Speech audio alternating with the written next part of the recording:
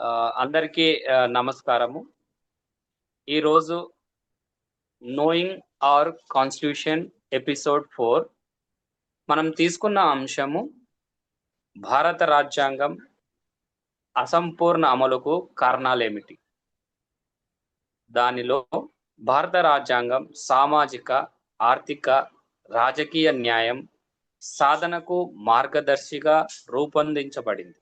అయితే ప్రపంచీకరణ, అంతర్జాతీయ ఒప్పందాలు, అంతర్జాతీయ సంస్థల ప్రభావం, ఆర్థిక విధానాల మార్పులు దేశీయ నిర్ణయాలపై ప్రభావం చూపుతూ భారత రాజ్యాంగంలోని సూత్రాలు మరియు సంక్షేమ లక్ష్యాల అమలుకు కష్టతరం చేస్తున్నాయి.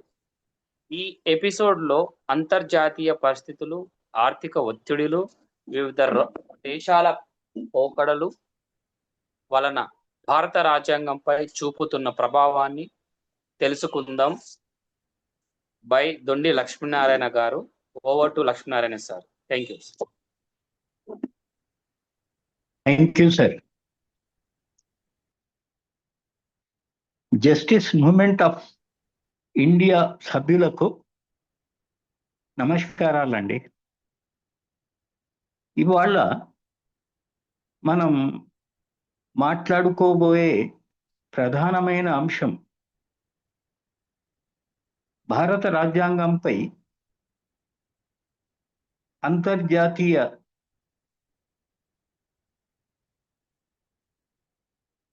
WTO అగ్రిమెంట్, ప్రపంచ వాణిజ్య సంస్థ ఒప్పందం ఎలాంటి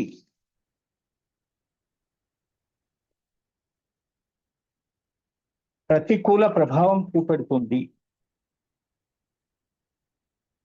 దాని అమలులో భారత రాజ్యాంగం అమలుకు ఎలాంటి ఆటంకాలు ఏర్పడుతున్నాయి, దాని విషయం మనం కొంత తెలుసుకోవాల్సిన అవసరం ఉంది. ఈ అంతర్జాతీయ శక్తులు ఎలాంటి ప్రభావం చూపుతున్నాయి అనేది తెలిసినప్పుడు దానికి నివారణోపాయము అన్వేషించే అవకాశం యూత్కి, రాజకీయ నాయకులకు, ప్రజలకు అర్థమై దానికోసం ప్రయత్నం చేసే అవకాశం ఉంటుంది. అయితే ప్రపంచ వాణిజ్య సంస్థ ఒప్పందం ఎందుకు జరిగింది, ఎప్పుడు జరిగింది, అది ఏర్పడడానికి కారణాలేంటి అనేది మనం సంక్షిప్తంగా ఈ ఎపిసోడ్లో నేను మీకు సంక్షిప్తంగా వివరించే ప్రయత్నం చేస్తాను. ఈ WTO ఒప్పందం, world trade organisation agreement, PV Narasimha Rao భారత ప్రధానమంత్రిగా ఉన్నప్పుడు 1994 డిసెంబర్ 15వ తేదీ రోజు ఒప్పందంపై భారత ప్రభుత్వం తరఫున సంతకాలు చేయడం జరిగిందండి. అయితే ఇది ఏర్పడడానికి కారణం ఏంటిది అనేది మనం ముందుగా సంక్షిప్తంగా తెలుసుకోవాల్సిన అవసరం ఉంది. అయితే WTO ఒప్పందం జరిగే కంటే ముందు 1948 జూలైలో గ్యాట్ అనే పేరుతోటి general agreement trade and tariff, ఈ గ్యాట్ పేరు మీద 1948లోనే భారతదేశము ఒక సభ్యుడిగా అప్పటి నుంచే భారతదేశం ఈ ఒప్పందంలో పాలు పంచుకోవడం జరుగుతుంది. అయితే ఇది ఏర్పడడానికి కారణం ఏంటిది అని అంటే 1939లో రెండో ప్రపంచ యుద్ధం జర్మనీ ఫాసిస్ట్ దేశం పోలాండ్ను ఆక్రమించడం వల్ల రెండో ప్రపంచ యుద్ధం మొదలైందండి. దాంతో పాటు ఆ తర్వాత బ్రిటను, ఆ తర్వాత ఇంగ్లాండ్, ఈ యూరోప్లో ఉన్న దేశాలు కొన్ని, సోవియట్ రష్యా, ఆ తర్వాత ఫ్రాన్సు, ఇటలీ, ఇవన్నీ ఈ యుద్ధంలో పాల్గొనడం వల్ల 1939లో ప్రపంచ యుద్ధంగా మారింది. అది క్రమేణా 1945 వరకు నడిచింది. ఈ యుద్ధం ప్రారంభమవడానికి ప్రధాన కారణము ఈ యూరోప్ ఖండంలో ఉన్న దాదాపు 40 నుంచి 44 దేశాలు చిన్న చిన్న 2 కోట్లు, 3 కోట్లు, 5 కోట్ల కంటే ఎక్కువ జనాభా లేని చిన్న చిన్న దేశాలు. అవి వ్యవసాయానికి ప్రతికూలమైన వాతావరణం కలిగిన దేశాలు. అక్కడ పరిశ్రమల మీదనే కాన్సన్ట్రేషన్ చేసి పరిశ్రమల లోపల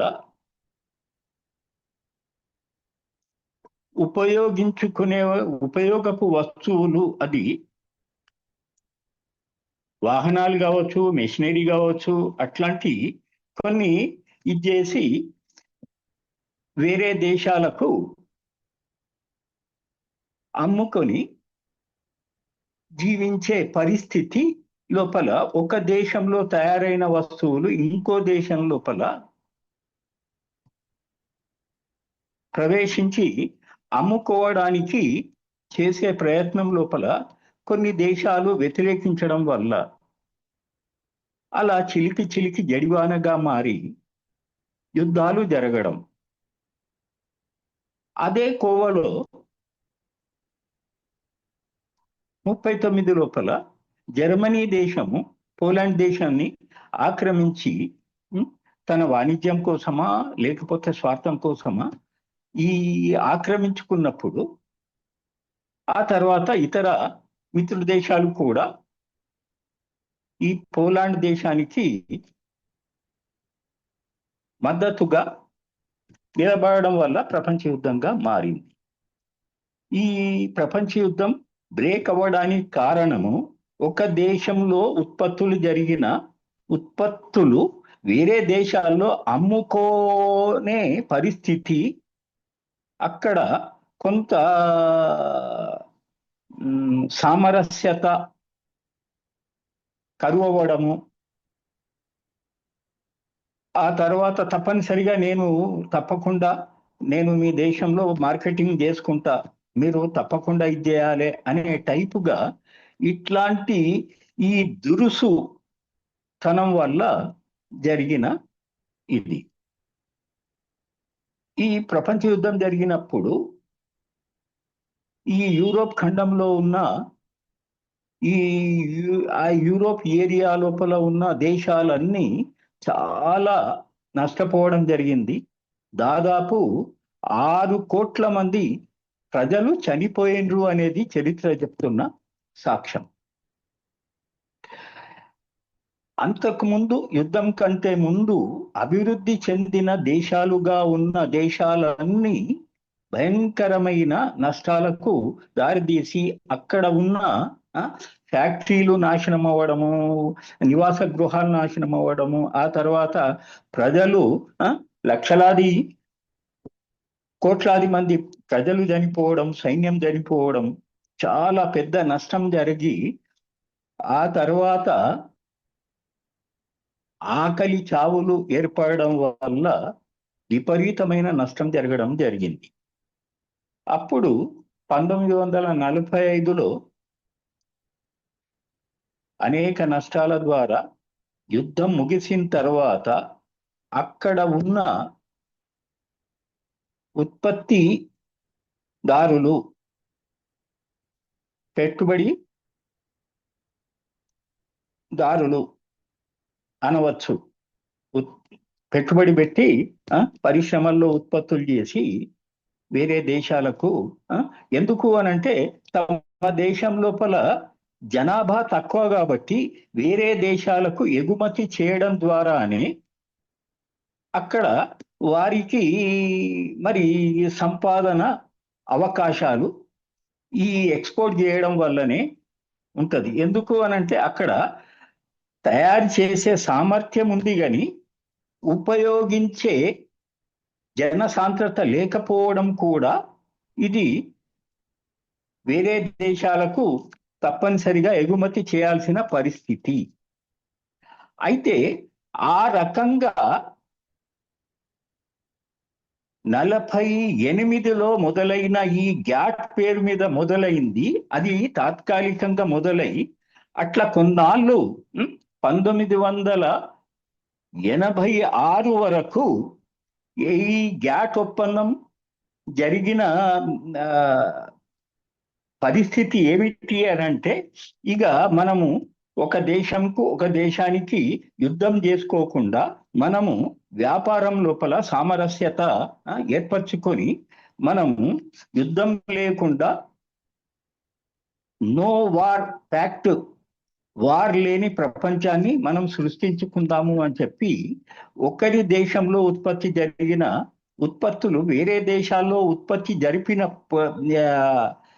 వాణిజ్యం చేసుకున్నప్పుడు కొన్ని ఒప్పందాలు, సామరస్యంగా ఒప్పందాలు చేసుకొని మరి ఎంతవరకు ఎట్లా ఏ వస్తువులు అమ్మాలి, ఎంత అమ్మాలి, దానికి మరి తారీఫ్ అంటే బయట దేశాల ఉత్పత్తులు మన దేశంలో అమ్ముకున్నప్పుడు దాని మీద వేసిన ట్యాక్సులు, దాన్ని తారీఫ్ అనడం జరుగుతుంది.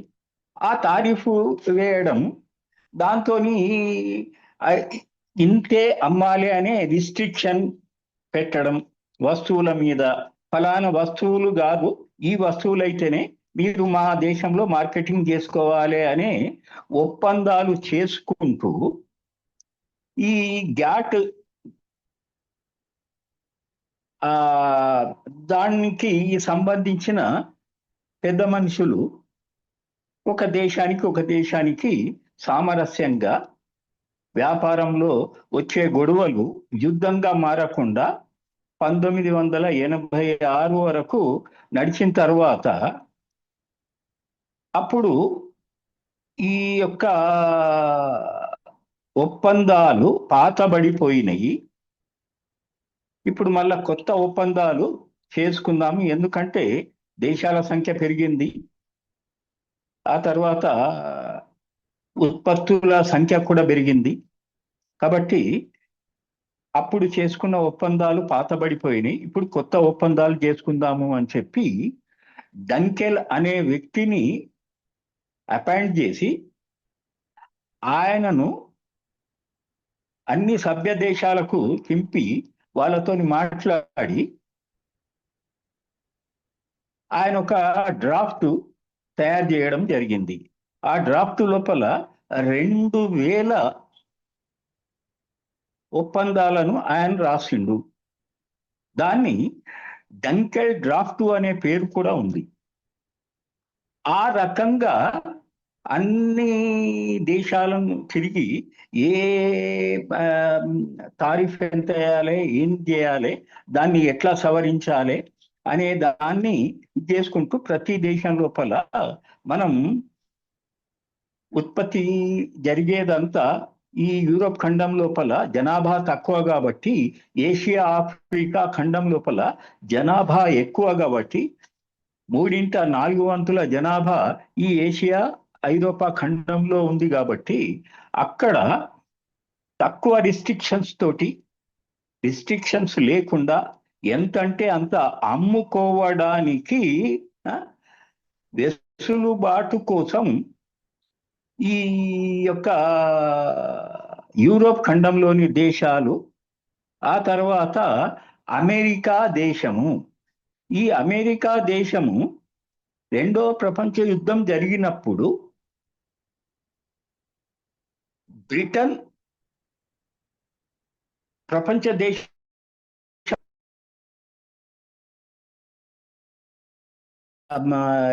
ఇది రవి అస్తమించని బ్రిటిష్ సామ్రాజ్యంగా వర్ధిల్లింది. రెండో ప్రపంచ యుద్ధం లోపల అమెరికా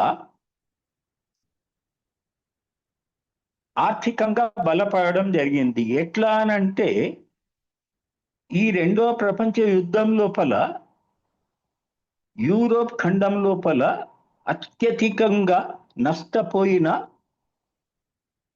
దేశాలు యూరోప్ ఖండంలోని ఇంచుమించు 40 దేశాల వరకు. ఈ రెండో ప్రపంచ యుద్ధం లోపల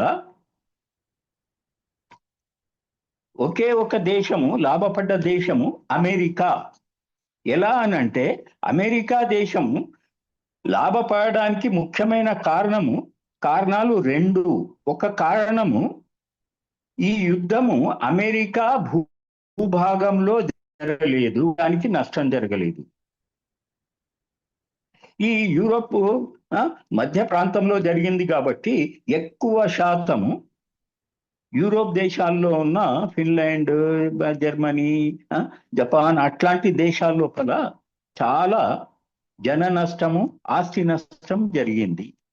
ఇకపోతే లాభపడడానికి ఇంకో కారణం ఏంటిది అని అంటే అమెరికా దేశం లోపల యుద్ధ ఆయుధాలు ఉత్పత్తి చేసే కర్మాగారాలు చాలా ఉన్నాయి.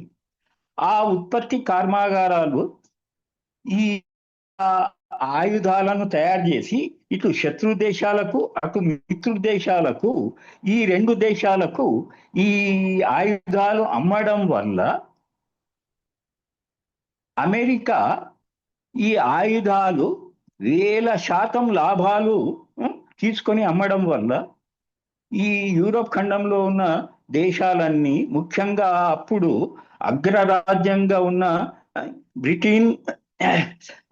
బ్రిటన్ అట్లాంటి కూటమి పూర్తిగా చితికిపోయి అమెరికా ఐశ్వర్యవంత దేశమై ఒక సామ్రాజ్యవాద దేశంగా మారింది. ఆ రకంగా అమెరికా, బ్రిటను మెల్లమెల్లగా ఈ ఆసియా, ఆఫ్రికా ఖండంలోని దేశాల మీద కొంత ఒత్తిడి చేసి అక్కడ మార్కెటింగ్ చేసుకోవడానికి ప్రణాళికలు రచించి డంకెల్ ద్వారా ఆయన తోటి 2000 ఒప్పందాలను రాయించి ఈ ఒప్పందాల మీద సంతకాలు పెట్టించే కార్యక్రమం చేయడం జరిగింది. దానికి సంబంధించిన వివరాలు ఈ WTO ఈ బుక్ లోపల పొందుపరచడం జరిగింది. ఇది 576 పేజీల బుక్ అండి. దీంట్లోపల భారతదేశానికి జరుగుతున్న ప్రధానమైన నష్టము ఎలా జరుగుతుంది అనే దాన్ని మనం ఇప్పుడు బ్రీఫ్గా చర్చించాల్సిన అవసరం ఉంది. ఏమిటి అనంటే ఇవాళ ఈ ఒప్పందంలో ఉన్న ఈ ఒప్పందము అది పివి నరసింహారావు గారు ప్రధానమంత్రిగా ఉన్నప్పుడు మన భారతదేశము ఆర్థికంగా చాలా అప్పుల పాలై ఉంది. కొత్త అప్పులు దొరికే పరిస్థితి లేదు. అప్పటికే Britain, England, bank of England దగ్గర 47 మెట్రిక్ టన్నుల బంగారం, భారతదేశంలో ఉన్న బంగారం అంతా వాళ్ళ దగ్గర తాకట్టు పెట్టి అప్పు తీసుకోవడం జరిగింది. అంటే దాదాపు 47,000 కిలోల బంగారము తాకట్టు పెట్టి చేయడం జరిగింది. ఎప్పుడైతే పివి నరసింహారావు అధికారంలోకి వచ్చిండో అది 4-5 పార్టీల కూటమితోని, అలయన్స్ తోటి ఆయన ఉన్నప్పుడు అప్పుడు అప్పు కావాలి అని అంటే అప్పు దొరికే పరిస్థితి లేదు. మరి అప్పుడు కనీసం జీతాలు ఇవ్వడానికి, మెయింటెనెన్స్ చేయడానికి కష్టమవుతున్న పరిస్థితి. ఆ టైం లోపల ఆయన ఎల్పిజి అంటే ఇక గ్లోబలైజేషన్, లిబరలైజేషన్, ప్రైవేటైజేషన్ ను ఇది చేసి బయట దేశాల వాళ్ళకు ఇన్వైట్ చేసి ఇక్కడ షేర్స్ కొనడం, భూములు కొనడం, ఇక్కడ పెట్టుబడులు పెట్టడానికి ఆహ్వానించడం జరిగింది. ఆ ఎల్పిజి ని అమలు పరిచిన సరిపోని పరిస్థితి లోపల అప్పు కోసం ప్రయత్నం చేస్తే బ్రిటన్, అమెరికా వాళ్ళు మీరు ఈ WTO ఒప్పందం మీద మీరు సంతకం పెట్టండి, సంతకం పెడితే మీకు అప్పులు ఇప్పించే ప్రయత్నం చేస్తాము అని చెప్పి ఇది చేయడం వల్ల పివి నరసింహారావు నాయకత్వంలోని ప్రభుత్వం ఈ WTO అగ్రిమెంట్ మీద సంతకం చేయడం జరిగింది. అయితే ఇది WTO అని అంటే ప్రపంచ వాణిజ్య సంస్థ. ప్రపంచంలోని వాణిజ్యం చేసే అంటే ఉత్పత్తి చేసి వాణిజ్యాన్ని నిర్వహించే ప్రపంచంలోని పెట్టుబడిదారుల సంఘం, ప్రపంచ దేశాల్లోని పెట్టుబడిదారుల సంఘము. ఆ సంఘము పెట్టిన ఏవైతే ఒప్పందాలు ఉన్నాయో ఆ ఒప్పందాలు వాళ్ళు చెప్పినట్టు ఆ ఒప్పందం ప్రకారంగానే నడుచుకుంటాము అని చెప్పి ప్రమాణం చేసి సంతకం చేసిన తర్వాత ఆ ఒప్పందానికి వ్యతిరేకంగా నడుచుకోవడానికి వీల్లేదు. ఒకవేళ నడుచుకొని ధైర్యం చేసి నడుచుకునే ప్రయత్నం చేస్తే మరి ప్రపంచ ఏది న్యాయస్థానాల లోపల కేసులు పెట్టి అనేక రకాలుగా బాధించి, ఆర్థికంగా, సామాజికంగా అనేక రకాలుగా బాధించే ప్రయత్నం జరిగింది, జరుగుతుంది. కాబట్టి కొంత వాళ్ళను మెప్పిస్తూ ఒప్పిస్తూ వాళ్ళు చెప్పిన ప్రకారంగా నడుస్తూ ఇక్కడ ప్రజల బాధలను చూసుకుంటూ ఇది చేస్తూ ఈ అధికారంలో ఉన్న రాజకీయ నాయకులు కితికిపోతూ మింగలేక కక్కలేక ప్రజలకు మరి ఈ ప్రపంచ ఈ WTO ఒప్పందం అడ్డొస్తున్నది అని చెప్పొద్దు అనే ఒక ఇన్స్ట్రక్షన్ ఉంటది. కాబట్టే ఈ రాజకీయ నాయకులు చెప్పట్లేదు అనేది నా యొక్క అభిప్రాయం అండి. ఎందుకంటే ఏ ఒక్కరు కూడా మరి ఈ అగ్రిమెంట్ లో ఉన్న ప్రకారంగానే నడుచుకుంటున్నారు. ఎందుకు అనంటే ప్రభుత్వ ఉద్యోగాలు ఇవ్వకూడదు, అవుట్ సోర్సింగ్ ఇవ్వాలి. ఆ తర్వాత అన్ని రకాల సబ్సిడీలను తొలగించాలి. సబ్సిడీలు ఏది ఇవ్వద్దు ప్రజలకు. అది ఎలక్ట్రిసిటీ మీద కావచ్చు, పెట్రోల్ మీద కావచ్చు, డీజిల్ మీద కావచ్చు, ఎరువుల మీద కావచ్చు, ఇంకా ఏ రకమైన సబ్సిడీలు ఇవ్వకూడదు. ఆ తర్వాత ట్రిప్స్ అనే ఒక ఇది trade related intellectual property rights అని చెప్పి ఒక ఒప్పందం ఉంది. ఆ ఒప్పందం ఏంటిది అని అంటే ప్రపంచంలో ఎవరైనా ఏ పెట్టుబడిదారుడైనా ఒక కొత్త వస్తువును ఇన్వెంట్ చేస్తే ఆ వస్తువు లాంటి వస్తువు ప్రపంచంలో ఏ దేశం వాళ్ళు కూడా ఉత్పత్తి చెయ్యకూడదు. 20 సంవత్సరాల వరకు వాళ్లకు పేటెంట్ రైట్ ఇచ్చే అగ్రిమెంట్ ను తయారు చేసిండ్రు. అదే ట్రిప్స్, ఇది trade related intellectual property rights అని చెప్పి పేటెంట్ రైట్ అనేది నియమించింది. ఆ నియమించి ఆ వస్తువు వేలు కాదు లక్షల పర్సెంటేజ్ కలుపుకొని అమ్ముకుంటున్నానండి. రీసెంట్ గా ఒక చిన్న ఉదాహరణ మీకు చెప్తాను నేను. మా యొక్క కో బ్రదర్, మా సడ్డకునికి లంగ్స్ క్యాన్సర్ అయితే ఫైజర్ కంపెనీకి సంబంధించిన ఫార్మాస్యూటికల్ ఇండస్ట్రీ వాళ్ళు ఆ క్యాన్సర్కు క్యాప్సూల్స్ కొత్తగా ఇన్వెంట్ చేసిండ్రు. అది పేటెంట్ రైట్ కింద 1 month కోర్సుకు 1,25,000 1 month కు ఖర్చు అవుతున్నది. యాజ్ ఏ ఫార్మాస్యూటికల్ ఇండస్ట్రీ లోపల నేను పనిచేసిన వాడిగా, అప్పుడు నేను మేనేజింగ్ డైరెక్టర్ కమ్ కెమిస్ట్రీగా వర్క్ చేస్తున్నప్పుడు సిప్రోఫ్లాక్ససిన్ అనే ట్యాబ్లెట్ అన్ని కలుపుకొని మార్కెటింగ్ ఖర్చులు, స్ట్రిప్ ఖర్చు, మేనేజ్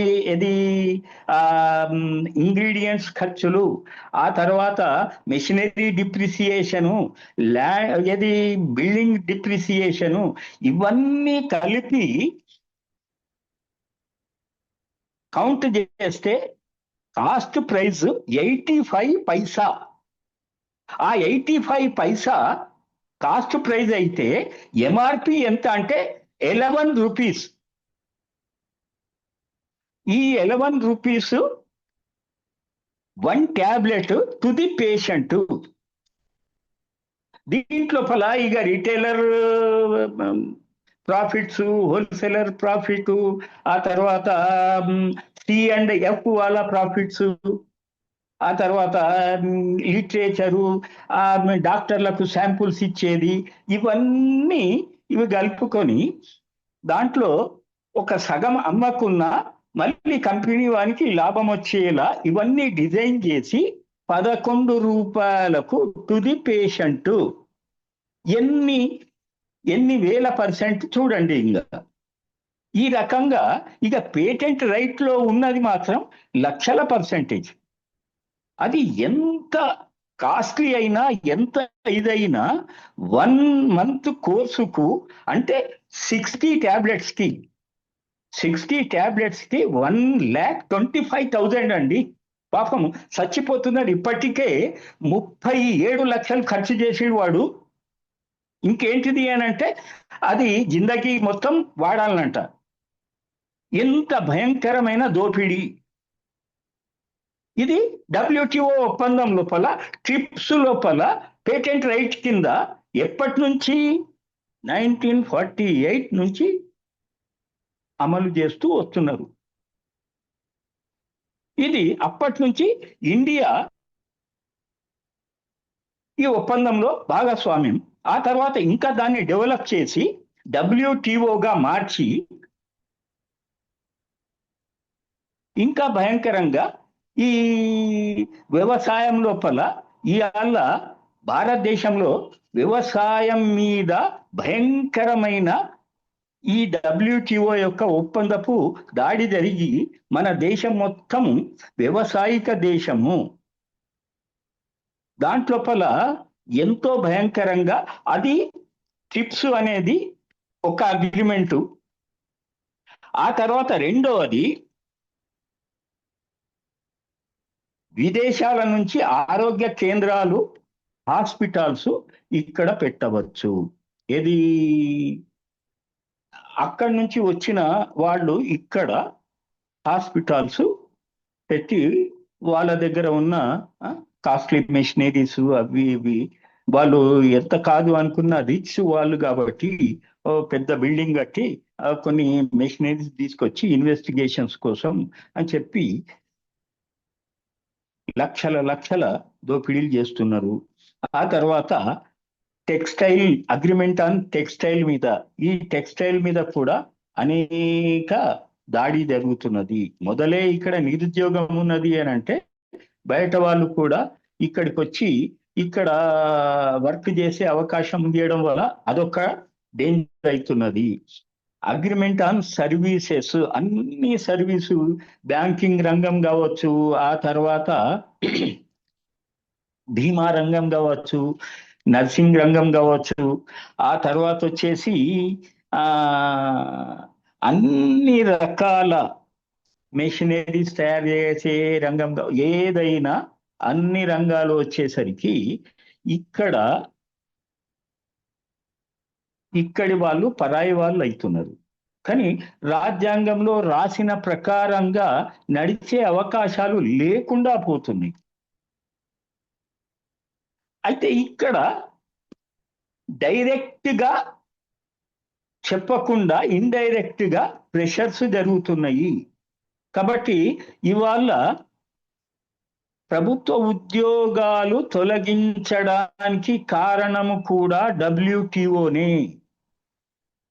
ఇవాళ అవుట్ సోర్సింగ్ చేసి పెన్షన్స్ లేకుండా 30-40 సంవత్సరాలు తన కుటుంబం కోసం ఈ ప్రభుత్వానికి పనిచేస్తే రిటైర్ అయిన తర్వాత పెన్షన్స్ ఉండేది. ఆ పెన్షన్స్ రాజ్యాంగంలోని ఆదేశిక సూత్రాల్లో ఉన్న 39వ ఆర్టికల్ ప్రకారంగా దేశంలోని సంపద ప్రతి ఒక్కరికి సమానంగా డిస్ట్రిబ్యూట్ చేయాల్సిన బాధ్యత ప్రభుత్వానిదే. అంటే ప్రతి కుటుంబానికి ఒక ప్రభుత్వ ఉద్యోగం ఇవ్వడం ద్వారా ఈ యొక్క 39వ ఆర్టికల్ అమలు జరిగే అవకాశాలు ఉన్నాయి అనేది. ఇప్పుడు ఒక ఉద్యోగి ఉద్యోగంలో ఉన్నంత వరకు తన కుటుంబాన్ని పోషించుకుంటాడు. మిగతా అన్ని పిల్లల చదువులు, పెళ్ళిళ్ళు అన్నీ అయిపోయి రిటైర్ అయిపోయిన తర్వాత ఆయనకు లాస్ట్ శాలరీ లోపల హాఫ్ ఆఫ్ ది పెన్షన్ వస్తుంది. ఆ పెన్షన్ ద్వారా తను తన భార్య ఆనందంగా జీవించే అవకాశాలు. ఆ తర్వాత భర్త చనిపోయిండు అని అంటే మిగిలిన భార్యకు అంతకుముందు వచ్చే పెన్షన్ లోపల సగము భార్య ఆమె చనిపోయేంత వరకు పెన్షన్ వచ్చి ఆమె జీవించి ఉన్నంత కాలం వరకు ఆమె అవసరాలు తీరుతాయి. ఈ రకంగా ప్రతి ఒక్కరికి సమాజంలోని సంపద సమానంగా అందుబాటులో వచ్చేలా డిస్ట్రిబ్యూట్ చేయడానికి అవకాశం ఉన్నదాన్ని మెల్లమెల్లగా ఈ ప్రభుత్వ ఉద్యోగాల సంఖ్యను పెంచే క్రమం పోయి ఈ WTO ఒప్పందం వల్ల మెల్లమెల్లగా ప్రభుత్వ ఉద్యోగాలే లేకుండా ఆ తర్వాత అవుట్ సోర్సింగ్ చేసేసి అంతకు ముందు ఉన్న ప్రభుత్వ ఉద్యోగులకు పెన్షన్ లేకుండా ఏదో లంసం వాళ్ళ చేతి లోపల కొంత డబ్బు ఇచ్చి వాళ్ళను రిటైర్మెంట్ చేసి రోడ్డు మీద పడేయడం. ఆ తర్వాత ఇక కొత్త రిక్రూట్మెంట్సే లేవు. ఏమన్నా ఉంటే అవుట్ సోర్సింగ్ టెంపరీ, ఎప్పుడైనా తొలగించవచ్చు. మరి ఇది రాజ్యాంగంలో పొందుపరిచిన ఆర్టికల్స్ కు విఘాతమే కదా. ఇది ఈ ఒప్పందము ఇవాళ అడ్డుపడుతున్నది కదా. ఇట్లా అనేక రకాలుగా ఇండైరెక్ట్ గా డైరెక్ట్ గా రాజ్యాంగం అమలుకు అడ్డంకి అవుతుంది. ఇప్పుడు ఈ యొక్క వ్యవసాయ రంగం లోపల ఈ WTOలో ఉన్న ఒప్పందం ఏమిటి అని అంటే బయట నుంచి వ్యవసాయానికి సంబంధించిన వాళ్ళ యొక్క వ్యవసాయ ఉత్పత్తులు కూడా భారత మార్కెట్ లోపల అమ్ముకునే అవకాశము తప్పనిసరిగా కల్పించాలి. అంటే ఇక్కడ ఉన్న వాటికి గిట్టుబాటు ధర అందక ఈ యొక్క సబ్సిడీలు తొలగించడం వల్ల ఏది ఎరువులు, ఫర్టిలైజర్స్ 1000% పెరిగిపోయినాయి. పెస్టిసైడ్స్ కూడా 1000% పెరిగిపోయినాయి. ఆ ఫర్టిలైజర్ పెస్టిసైడ్స్ వేయకపోతే ఆ ల్యాండ్కు ఈ ఫర్టిలైజర్ పెస్టిసైడ్ అలవాటు అవ్వడం వల్ల ఈ ఫర్టిలైజర్ పెస్టిసైడ్ వాడకపోతే దిగుబడి రాదు. ఆ ఫర్టిలైజర్ పెస్టిసైడ్ వాడడం వల్ల ఇక్కడ భూమి లోపల సమతుల్యత, దాని సాంద్రత, ఆ తర్వాత భూసారం తగ్గిపోయి మొక్కలకు పురుగు రావడం వల్ల ఆ పురుగు ఆ యొక్క దిగుబడిని నాశనం చేస్తాయని చెప్పి ఆ పురుగును చంపడానికి మరి పురుగుల మందైన పెస్టిసైడ్స్ వాడడం అది అత్యంత కాస్ట్లీ. ఆ రకంగా ఒక్క ఎకరానికి లక్షల ఖర్చు ఈ ఫర్టిలైజర్ పెస్టిసైడ్కి అవ్వడం జరుగుతున్నది. ఆ తర్వాత మార్కెటింగ్ కోసం ఏదో మిగిలిన వచ్చిన ఫలసాయం ఇంత ఖర్చు పెట్టి అప్పుల పాలై ఖర్చు పెట్టి వచ్చిన దిగుబడిని మార్కెటింగ్కు తీసుకపోతే అక్కడ ఉన్న ఈ వ్యాపారస్తులందరూ రింగ్ అయి ఇంత అయితే మీరు ఇవ్వండి, లేకపోతే లేదు, అంతకంటే మేము ఎక్కువ పెట్టలేము అని చెప్పి ఇక్కడ ఇక్కడ కాదు ఇంకో కాడ అమ్ముకుంటాము అని చెప్పి అక్కడికి పోతే అక్కడ అదే పరిస్థితి. ఆ రకంగా మెజారిటీ వ్యవసాయం మీద ఆధారపడి బతుకుతున్న వ్యవసాయిక దేశమైన మన భారతదేశం అనేక రకాలుగా ఈ రకంగా నష్టపోతుంది. మరి వ్యవసాయానికి మరి చేయూతనియాల్సిన బాధ్యత రాజ్యాంగానికే కదా. మరి రాజ్యాంగము అమలుకు ఈ ఒప్పందాలు అడ్డయితున్నాయి కదా. కాబట్టి ఇప్పుడు ఇది ఒక సైడు ఈ WTO ఇంకా అనేక రకాలుగా నష్టం చేస్తున్నది. ఇంకా లోతుగా మీరు ఈ బుక్ చదవడం ద్వారా ఇంకా మీకు స్పష్టంగా మీకు అర్థమవుతుంది. కాబట్టి ఈ WTO మన రాజ్యాంగంకు అడ్డంకి ఒక దిక్కు అయితే, ఇవాళ ఆర్టిఫిషియల్ ఇంటెలిజెన్సీ కూడా ఉద్యోగాలను తొలగించే వైపుకు పోతుంది. అయితే దీనికి రాజ్యాంగానికి సంబంధం లేకున్నా పరిస్థితులు ఈ రకంగా మొదటి నుంచి ఈ అంతర్జాతీయ శక్తులు మన రాజ్యాంగానికి తూట్టుబడిచి మన రాజకీయ నాయకుల మీద కూడా ఒత్తిడి చేసి ఈ విషయాలు ప్రజలకు తెలుపకుండా ఈ యొక్క సబ్సిడీలు క్రమేణా మెల్లమెల్లగా తొలగించుకుంటూ ఇది చేయాలి అనేది. ఇంకొకటి, అతివృష్టి అనావృష్టి జరిగి రైతులకు నష్టం జరిగినప్పుడు వాళ్లకు ప్రభుత్వాలు చొరవ తీసుకొని వాళ్ళకి జరిగిన నష్టాన్ని కొంత సహకారం చేయడానికి కొంత డబ్బు సహకారం చేద్దాము అనుకుంటే ఇక్కడ ఒప్పందం జరిగింది ఏమిటి?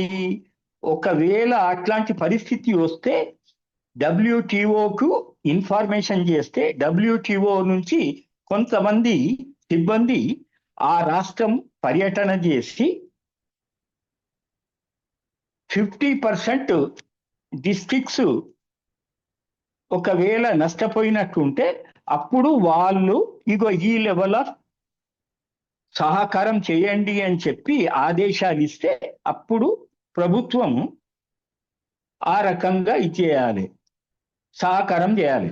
ఒకవేళ 50% డిస్ట్రిక్ట్స్ కలామిటీకి కాలేదు అనుకుంటే సబ్సిడీలు ఇంకా ఏం సహకారం చేయడానికి వీల్లేదు అని ఆర్డర్ ఇచ్చి వాళ్ళు పోతారు. వీళ్ళు ధైర్యం చేసి ఏమన్నా రైతులకు సహకారం చేస్తే అనేక రకాలుగా అంతర్జాతీయ కోర్టుల లోపల ఇచ్చేసి మళ్ళా అనేక రకాల ఇబ్బందులు పెడతారు. కాబట్టి ఇక్కడ సబ్సిడీలు ఇయ్యరు, ఆ తర్వాత గిట్టుబాటు ధరకు అడ్డంకి, ఆ తర్వాత ఏదైనా ఈ కలామిటీ జరిగినప్పుడు రైతులకు అతివృష్టి కానీ అనావృష్టి కానీ జరిగినప్పుడు అనేకంగా నష్టపోయినప్పుడు కొంత సహకారం చేద్దాము అని అంటే కూడా అడ్డంకి. మరి ఇదంతా రాజ్యాంగం మీద దాడి కాకపోతే ఇంకేంటిది? మరి ఈ విషయాలు ఓపెన్గా మరి రాజకీయ నాయకులు చెప్పకపోవడానికి కారణాలు ఏంటిది అంటే పరోక్షంగా ఏదో రకమైన బెదిరింపు ఉండబట్టే ఒక పార్టీని ఒక పార్టీ ఆ, దూషించుకోవడం, తప్పించుకోవడం, ఇది జరుగుతుంది.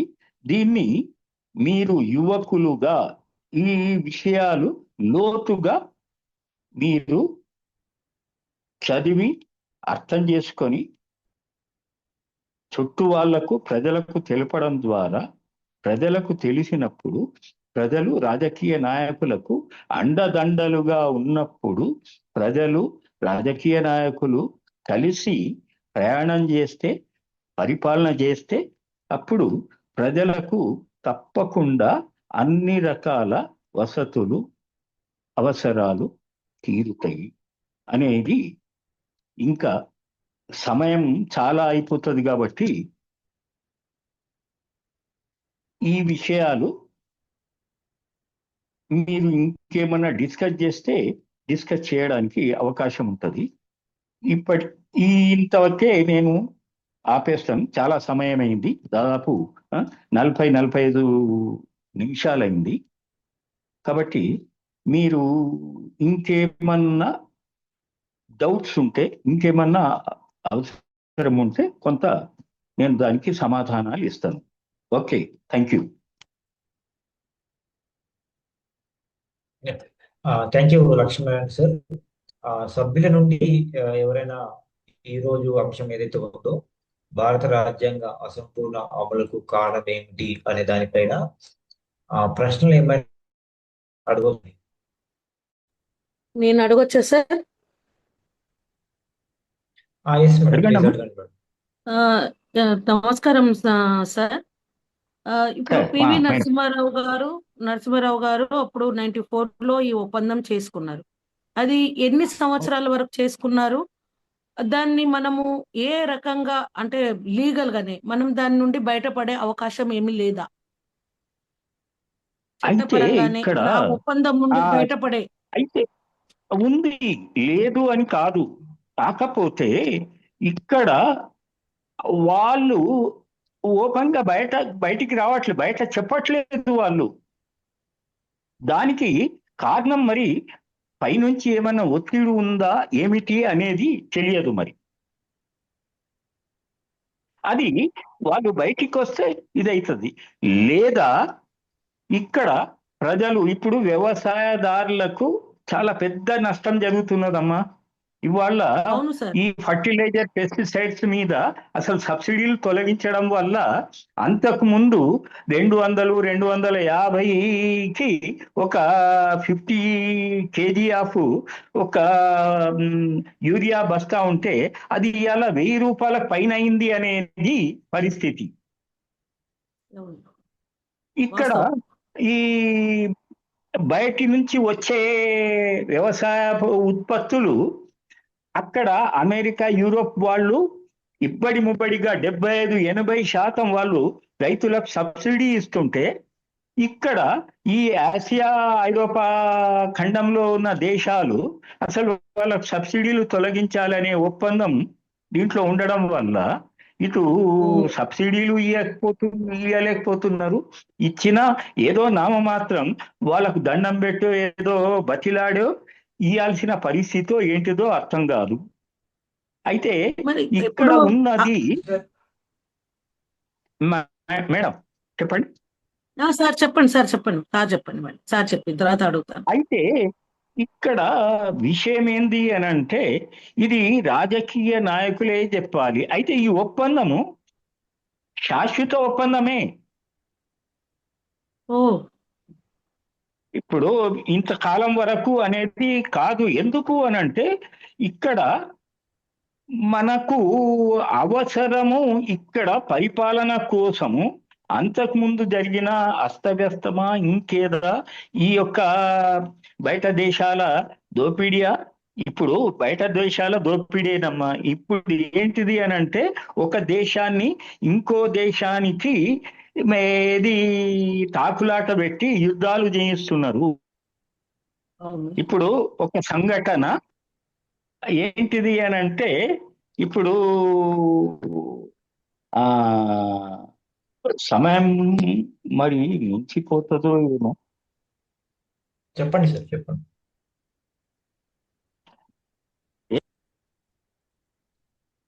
వీళ్ళు ఒక దేశానికి ఇప్పుడు పాకిస్తాన్ ఉన్నది, పాకిస్తాన్కి ఏమన్నా యుద్ధ ఆయుధాలు పంపిస్తే మనం కూడా ఆ యుద్ధ ఆయుధాలు కొనాలి. కాబట్టి ఈ యుద్ధ ఆయుధాలు వేల శాతాలను వాళ్ళు లాభాలు లాభాలకు కలుపుకొని మాకు అమ్ముతున్నారు.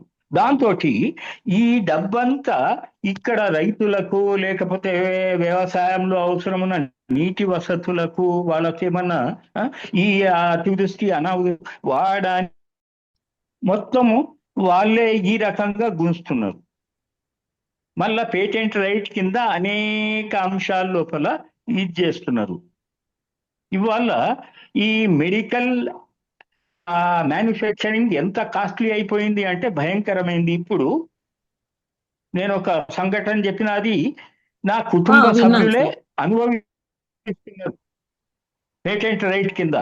భయంకరమైన ఇప్పుడు వాళ్ళ పరిస్థితి ఏంటిది? ఇప్పుడు మేము ఎంత ఇది చేసినా చాలా మంది కుటుంబ సభ్యులు చాలా మంది హెల్ప్ చేస్తున్నారు. ఇప్పటికే 37 లక్షలు ఖర్చు అయింది. అది జీవితకాలం వాడాలంట.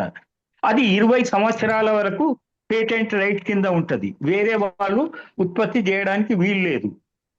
ఇట్లా మనం పేదలు అవుతున్నాము, వాళ్ళేమో ధనవంతులేదు. మందులకు పేటెంట్ రైట్స్ లిమిట్ పెట్టినప్పుడు 20 సంవత్సరాల కోసము ఒప్పందం మీద ఎందుకు లిమిట్ లేదు? ఒప్పంద అదే కాలానికి ఇప్పుడు ఒప్పందము లేకపోవడానికి కారణం ఏంటిది అని అంటే, వాళ్ళు మన మార్కెట్ ని శాశ్వతంగా మార్కెటింగ్ చేసుకోవడానికి వీలుగా. అయితే ఇక్కడ ప్రజలు ఏకమై ఖచ్చితంగా మేము ఎందుకు ఇదంటే, ఇక్కడ ప్రజలు ముందుకు రావాలి. ప్రజలకు తెలియకుండానే ఉన్నది, తెలియకుండానే మీరు అమలు చేయాలి అనే రిస్ట్రిక్షన్ ఉన్నది అనేది నా డౌట్. దాంట్లో ఇంకా డౌట్ లేదు 100%. ఇందులో అయితే ఒక మాట సార్, ప్రజలకు తెలిపినట్టుంటే అమ్మా, ఇప్పుడు మీరు చెప్పేంత వరకు మాకు కూడా తెలియదు ఈ విషయం. ఇది WTO నుండి ఏదైతే ఒప్పందం చేసుకున్నారో దాని వల్ల ఇట్లా అవుతుందని సామాన్యులకు ఎక్కడ అర్థమవుతుంది సార్ ఈ విషయం? అదే కదా ఇప్పుడు మనలాంటి వాళ్ళం చెప్పాలి. ఎవరు చెప్పాలి? తెలుస్తుంది. రాజకీయ నాయకులు, ఆ తర్వాత సోషల్ యాక్టివిస్టులు, ఆ తర్వాత ఈ పొలిటికల్ సైన్స్ ప్రొఫెసర్లు, ఆ తర్వాత విద్యాధికులు, వీళ్ళందరూ తెలుపాలి. దీన్ని ఎందుకు మరుగుపరుస్తున్నారు అని అంటే, మరి ప్రపంచంలో ఉన్న పెట్టుబడిదారులందరూ ప్రపంచ యూనియన్ పెట్టుకొని మరి మనలాంటి దేశాలను దోచుకుంటుంటే, మరి ప్రజలకు తెలపకుండా ఉంటే ప్రజలు అనేక రకాలుగా నీ కర్మ కావచ్చు, గత జన్మ సుకృతం కావచ్చు అనే టైపుగా ఇది చేస్తుంటే, ఇక రాజకీయ నాయకులు కూడా వాళ్ళ మీద కూడా ఒత్తిడి ఉండి వాళ్ళు కూడా ఏం చేయాలి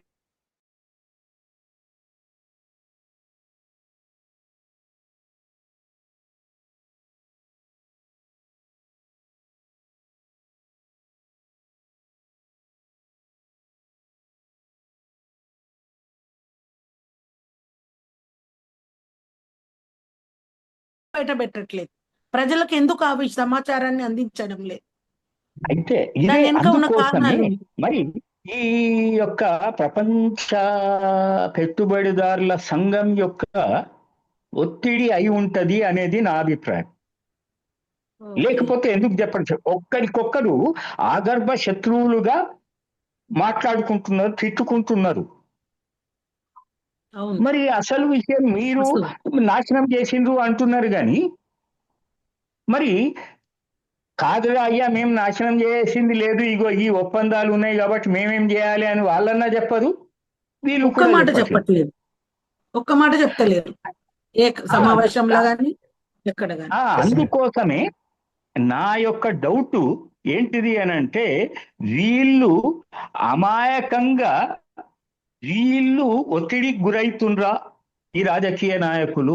ఒక్కరినొక్కరు మీరు తిట్టుకోండ్రి, మీరు బద్నాం అవుండ్రి, మీరు ప్రతిపక్షంలో ఉంటే 10 ఏళ్ళు 15 ఏళ్ళు ప్రతిపక్షంలో ఉంటారు, ప్రతిపక్షంలో ఉన్నంత వరకు మేము మిమ్మల్ని పోషిస్తాము, ఒకరినొకరు తిట్టుకోండి, ప్రజలకు డౌట్ రాకుండా మీరు మెయింటైన్ చేయండి అని ఏమన్నా ఒత్తిడి జరుగుతున్నదా అనేది నాకు కొంత డౌట్ అమ్మా. Thank you sir. Thank you. Thank you, చాలా చాలా థ్యాంక్స్ సార్. చాలా మంచి విషయాలను చాలా వివరంగా వివరించారు. చాలా ముఖ్యమైన సమాచారం.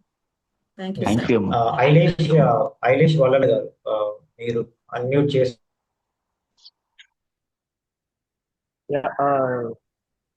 Good evening sir. ప్రశ్న అడగండి. Good evening sir. Good evening. ప్రశ్న అడగండి. ఇప్పుడు మనకు WTO అగ్రిమెంట్స్ ఏవైతే ఉన్నాయో అవి మనకు అధికారికంగా పొందడానికి ఏమైనా సోర్స్ ఉన్నాయా? రైట్ టు ఇన్ఫర్మేషన్ అనేది తీసుకోవచ్చు సార్. ఇప్పుడు నాకు మార్కెట్ లో దొరికింది ఇది ఒక్కటే బుక్ అండి, అధికారికంగా WTO అగ్రిమెంట్ మీద రాసింది. దీంట్లో ఎంత పొలైట్ గా రాసిండ్రు అని అంటే, ఇక్కడ నేనేమన్నా చెప్పినా ఇట్లా అనే టైపుగా ఉంది. ఏదో ప్రపంచ వెనుకబడిన దేశాలకు ఏదో మేలు చేయడానికే ఏర్పడింది అనే టైపుగా వాళ్ళు పైన చెప్పడం, అమలు మాత్రం భయంకరంగా ప్రజలందరి యొక్క రక్త మాంసాలకు విఘాతం జరిగేలా ఉంది. ఇప్పుడు మనం ప్రాక్టికల్ గా అనుభవిస్తున్నామండి. ఇవాళ ధరలు పెరగడానికి కారణం WTOనే. ఇవాళ రాజ్యాంగంలో పొందుపరిచిన 19 రకాల ప్రాథమిక హక్కులు అందడం లేదు. కారణము WTO కాకపోతే ఇంకేమిటి? ఇవాళ అత్యధిక మెజారిటీగా దగ్గర 60 నుంచి 70% ప్రజలు వ్యవసాయం మీద ఆధారపడి బతుకుతున్నారు. వాళ్ళ అందరి హక్కులు నాశనమవుతున్నాయి కదా. దీనికి కారణము ఈ రాజ్యాంగంలో రాసిన హక్కులు అందకపోవడమే. ఇక్కడ ఈ అగ్రికల్చరల్ అగ్రిమెంటు, ఈ సబ్సిడీలన్నీ రైతులకు ఇచ్చే సబ్సిడీలన్నీ తొలగించాలి. ఈ యొక్క వాళ్లకు ఏ యొక్క సహకారం చేయొద్దు, ఆ అతివృష్టి అనావృష్టి అయినా సహకారం చేయొద్దు. ఫర్టిలైజర్స్ మీద సబ్సిడీలు తీసేసిండ్రు, పెస్టిసైడ్ మీద తీసేసిండ్రు, అన్నిటి మీద తీసేసిండ్రు, ఎలక్ట్రిసిటీ మీద తీసేసిండ్రు, అన్నిటి మీద తీసేసిండ్రు. ఇవన్నీ మన హక్కుల మీద దాడే కదా. ఇది మనం బతకకుండా జరగడమే కదా. ఇంకో విషయం ఏంటి అని అంటే, చెప్పండి. చెప్పింది వాస్తవమే సార్. ఎందుకంటే ఇప్పుడు ఇది అంగీకారంగా, అంటే ఇప్పుడు నేను ప్రభుత్వం మీద దీన్ని లేవనెత్తడానికి నాకంటూ ఒక ఏమంటారు ఒక డాక్యుమెంట్ కావాలి కదా సార్. ఇప్పుడు ప్రభుత్వం అంటే ప్రభుత్వము ఇలాంటి డాక్యుమెంట్ అదే కదా. ఇప్పుడు నేను చెప్తున్నది నేనేదో ఊహించి చెప్పట్లేదు. ఇగో ఈ బుక్ లో ఉన్న సమాచారమే. ఇప్పుడు నేనేదో ఊహించి ప్రభుత్వానికి బ్లేమ్ చేయడమో లేకపోతే రాజకీయ నాయకులను బ్లేమ్ చేయడమో కాదండి. రాజకీయ నాయకులు కూడా మింగలేక కక్కలేక ఏదో ఒక ఒత్తిడికి గురవుతున్నారు కాబట్టే ఈ పరిస్థితి ఉంది అనేది నా అభిప్రాయం. ఇక్కడ ఎవరిని బ్లేమ్ చేయడం అనేది కాదు, ఇక్కడ వాస్తవం ఇది. కాబట్టి మరి ఇది కాకపోతే మరి ఈ పరిస్థితులు ఉండడానికి కారణం ఏంటిది? ఇప్పుడు ఎంతో ప్రేమగా ఒక రాజకీయ నాయకుడు ప్రజలకు నేను ఎంతో అంతో ఈ గత రాజకీయ నాయకులు చేయలేంది నేనేదో చేస్తా అని వచ్చిన వాళ్ళు చేయకుండా మరి వాళ్ళు కూడా అదే దారిలో పోవడానికి కారణము అందరూ అట్లాంటి సైకాలజీ ఉన్నోళ్ళు అని నేను అనుకోనండి. ఏదో ఒత్తిడి లేకుండా మరి ఆ స్థానం చేరిన తర్వాతనే మరి అది తెలుస్తున్నదా? మరి ఆ చుట్టూ ఉన్న వాళ్ళకు తెలియట్లేదా ఏంటిది? Yes. Something wrong is going on by the WTO. ఈ ఒప్పందాలు ఎందుకు మరి? ప్రపంచ దేశాల పెట్టుబడిదారులు అందరూ కలిసి ఒప్పందాలు చేసుకోవడం ఏంటిది? దేనికోసం ఒప్పందం? దోచుకోవడానికి కాకపోతే? మరి అగ్రరాజ్యాలు ఎట్లయితున్నాయి? వాళ్ళ దగ్గర వ్యవసాయమే లేదు. వ్యవసాయం నుంచే సంపద ఏర్పడుతుంది. పరిశ్రమల ద్వారా సంపద ఏర్పడదు, సౌఖ్యం ఏర్పడుతుంది. ఒక వస్తువు, ఒక టేబుల్ తయారు చేయాలి అని అంటే ఆ కలప 100% కలప తీసుకొస్తే 50% అది ఒక టేబుల్ గా మారుతుంది, 50% వేస్ట్ గా పోతుంది. ఇది సంపద ఎట్లయితుంది? శ్రమ దానికే ఇదవుతుంది. శ్రమ కావాలంటే దానికి అవసరం ఉన్న ఆహారం నేను తీసుకోవాలి, నేను దానికి శ్రమ ఇది చేయాలి, నాకు ఆహారం ఖర్చు అవుతుంది. ఆ తర్వాత తీసుకొచ్చిన కలప తీసుకురావడానికి ఆహారం ఖర్చు అవుతుంది. మళ్ళా ఇక్కడ టేబుల్గా చేయడానికి, దాన్ని తొలిచి దానికి షేప్ తీసుకురావడానికి అనేక పర్సెంటేజ్ తరుగుపోతుంది. ఆ తరుగుపోయిన తర్వాత 40%, 30%, 50% తరుగుపోయి మిగతా పర్సెంటేజ్ నా ఉపయోగపు వస్తువుగా తయారవుతుంది. దాంతో సంపద రాదు, దాంతో నేను జీవించలేను. ఆహార పదార్థమే కావాలి. భారతదేశంలో కానీ ప్రపంచంలో కానీ మానవులందరూ బతికి బట్టగట్టి ఆ తర్వాత వాళ్ళు ఉపయోగపు వస్తువులు తయారు చేయడానికి, వాళ్ళు మేధావులుగా మారడానికి ఆహార పదార్థాలే కావాలి. ఆహార పదార్థాలు కేవలము రైతు నుంచే, ఆ తర్వాత సముద్రం నుంచి, లేకపోతే వ్యవసాయం నుంచి, అడవిలో వృక్ష సంపద నుంచి మాత్రమే వస్తున్నది. పరిశ్రమల నుండి సంపద రావడం లేదు, సౌఖ్యం వస్తుంది, దానికి తోడైతున్నది. ఓకే, ఇది కాబట్టి ఇక్కడ వ్యవసాయమే ప్రధానమైన, వ్యవసాయము, పాడి పరిశ్రమలు, లేదా సముద్రం నుంచి వచ్చేవి, లేదా అడవి నుంచి, వృక్షాల నుంచి వచ్చే దాంతో మనం జీవిస్తున్నాం. ఈ జీవిస్తేనే మనము ఉపయోగపు వస్తువులను మనం ఉత్పత్తి చేసుకొని మనం జీవించి ఒకరికొకరు హాయిగా ఉండగలుగుతున్నాం. ఇది ఎస్ అండి. సార్, ఐలేష్ గారు అడిగినటువంటి ప్రశ్న ఏంటంటే, WTO పైన భారత ప్రభుత్వం చేసుకున్నటువంటి ఒప్పందము అది అధికారికంగా చేసుకుంది కాబట్టి దానిని మనము RTI ద్వారా కావచ్చు, ఇంకా ఏ దాని ద్వారా పొందవచ్చా అనేటటువంటి ప్రశ్న సార్. అది పొందవచ్చా లేదా అనేది ఒకసారి చెప్పండి. అదే ఇప్పుడు రైట్ టు ఇన్ఫర్మేషన్ యాక్ట్ ఉంది కదండి. అవునండి. దాని ద్వారా మరి లీగల్ సమాచారం ఆ ఒప్పందాన్ని మనం పొందవచ్చా? ఆ ఒప్పందం పొందవచ్చా? తప్పకుండా కదా. ఇప్పుడు దానికి ఆధారాలు లేకుండానే ఈ యొక్క అడ్వకేట్ గారు ఈ బుక్ అయితే రాయలేదు కదా. అవునండి, అవునండి. ఇది రైటింగ్ లో ఉన్నది. ఇది రైటింగ్ లో ఉన్నది అని అంటే ఆయన ఆధారాలు లేకుండా ఈ బుక్ ప్రచురణ చేయలేడు కదా. అవునండి. దీని ఆధారంగానే నేను సంక్షిప్తంగా నేను ఇక్కడ ఈ వ్యవసాయం లోపల జరుగుతున్నది, మన భారతదేశానికి జరుగుతున్న దాన్ని సంక్షిప్తంగా నేను కొన్ని అంశాలు తీసుకొని దీంట్లో వివరించే ప్రయత్నం చేశాను. నేను ఇక్కడ ఎవరన్నా నన్ను అడిగితే నాకు మార్గదర్శకం ఇది. మరి ఆయన ఎవరన్నా అడిగితే మార్గదర్శకాలు ఆయన చూపించకుండా ఉండలేడు కదా. దిస్ ఈజ్ నథింగ్ బట్ ఏ లీగలే. లేకపోతే బుక్ రైటింగ్ లో ఇచ్చిండు, మాట వరుస కాదు అది. ఇది నా అభిప్రాయం. థ్యాంక్ యూ అండి. చివరిగా రెండు ప్రశ్నలు చెప్పండి. అడగండి సార్. ఎవరైనా 2 questions ఫ్రమ్ ది పార్టిసిపెంట్స్.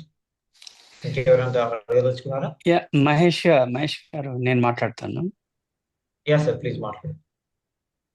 అయితే నార్త్ ఇండియాలో ఒక రాజీవ్ దీక్షిత్, కరెక్ట్గా పేరు తెలియదు నాకు, 1986 ఆ టైం నుంచి వెళ్ళి ఆయనే ఈ యొక్క ఒప్పందాల గురించి ఆయన చాలా బుక్కులు పట్టుకొని ఒప్పందం డాక్యుమెంట్లన్నీ పట్టుకొని ఆయన ఐఐటి అని అతను, I don't know, I forgot more about him. Correct, మంచి మేధావి ఆయన. మంచి మేధావి ఆయనే. అప్పటి నుంచి వెళ్ళే ఆ ఒప్పందం యొక్క కాపీలు పట్టుకొని అందరి దగ్గరికి తిరిగేవాడు. నేను అతని ఉపన్యాసాలను చాలా విన్నా. అయితే అతను ఈవెన్ మన కామర్స్ మినిస్టర్, వీళ్ళ మినిస్టర్ దగ్గర కూడా పోయి ఈ కాపీలు చూపించి మీకు ఇది అవగాహన ఉందా అని ఆ సంబంధిత సెంట్రల్ మినిస్టర్ను కూడా అడిగిండు. అడిగితే వాళ్లకు దాని మీద అవగాహన కానీ దాని మీద ఇదొకటి ఉన్నదని కానీ తెలియదు. అది ఒక అంశం నేను ఇప్పుడు మీ ముందు పెట్టాలనుకున్నా. రెండవది, మన గౌరవ లక్ష్మీనారాయణ గారు చెప్పినవన్నీ కూడా మనము అందరము ఏదో ఒక ర్యాట్ రేస్లో మనల్ని పడేసిండ్లు, ఒక ట్రాప్లో పడేసిండ్లు అనేది ఇది నిగూఢంగా లోతుగా లక్ష్మీనారాయణ గారు చెప్పినట్టుగా మనం అర్థం చేసుకుంటే గాని ఇది బోధపడదు అనేది రెండో అంశం. మీరు ఇప్పుడున్నటువంటి భారతదేశంలో కానీ ఏ రాష్ట్రంలో కానీ ఉన్న సమస్యలను మీరు ఒకసారి చూసినట్లయితే మనది అగ్రేరియన్ ఎకానమీ. ఇది ఎవరు ఒప్పుకున్నా ఒప్పుకోకపోయినా 60-70% ఇప్పటికీ కూడా ఇంత ఇండస్ట్రియలైజేషన్, మోడర్నైజేషన్ జరిగినప్పటికీ కూడా మనది agrarian economy. Majority of the population is dependent on the agriculture. మీరు చూసినట్లయితే అగ్రికల్చరు ఏదైతే డామినెంట్గా మన జీవనానికి ఉపయోగపడేది ఏదైతున్నదో, గ్రామాలే కానీ ఏదైనా కానీ ఎంత నిర్వీర్యమైనయో మనకు కళ్ళకు కట్టినట్టు ఎక్కడ పోయినా కనబడుతుంది. ఊర్లలో గ్రామాలలో ఉన్నటువంటి రైతులు 10 ఎకరాలు, 20 ఎకరాలు, 50 ఎకరాలు ఉన్న రైతులు కూడా ఈరోజు మనం అడ్డా కూలీలుగా చూస్తున్నాం. నేను ప్రత్యక్షంగా చూసిన. నేను ఒకసారి వరంగల్లో మా ఇల్లుకు కొంచెం పని ఉంటే ఇసుక మోయడానికి ఒక 30 ఎకరాలు ఉన్నటువంటి ఆసామి నా దగ్గరికి 700 రూపాయల కూలీకి వచ్చిండు. నేను అతన్ని చూసి జాలేసి నాకు 700 రూపాయల కూలికి వచ్చిన ఒక రైతుకు 5,000 రూపాయలు ఇచ్చి పంపించిన.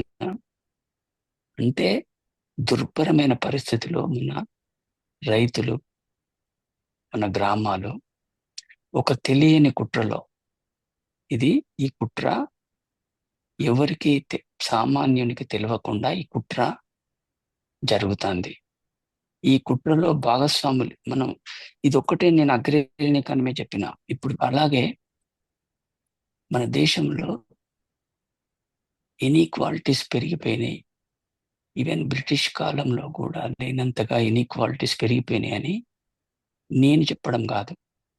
ప్రపంచ ప్రఖ్యాతిగాంచిన నోబెల్ ప్రైజ్ గ్రహీతలు వాళ్ళు ఒక స్టాటిస్టికల్ బేసిస్తోని మన దేశం మీద అసమానతల మీద రిపోర్ట్ ఇచ్చిన. మీరు చదవండి, అది ఆన్లైన్లో దొరుకుతుంది.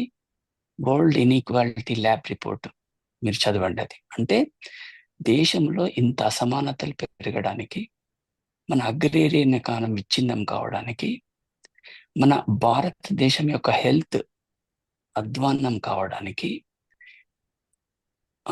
ఇంకొక విషయము, ఈ వరల్డ్ ఇన్ఈక్వాలిటీ ల్యాబ్ వాళ్ళు ఏం చెప్పిందంటే భారతదేశంలో ఇప్పుడు ప్రజాస్వామ్యం కాదు, కార్పొరేట్ రాజు నడుస్తుంది అన్నారు.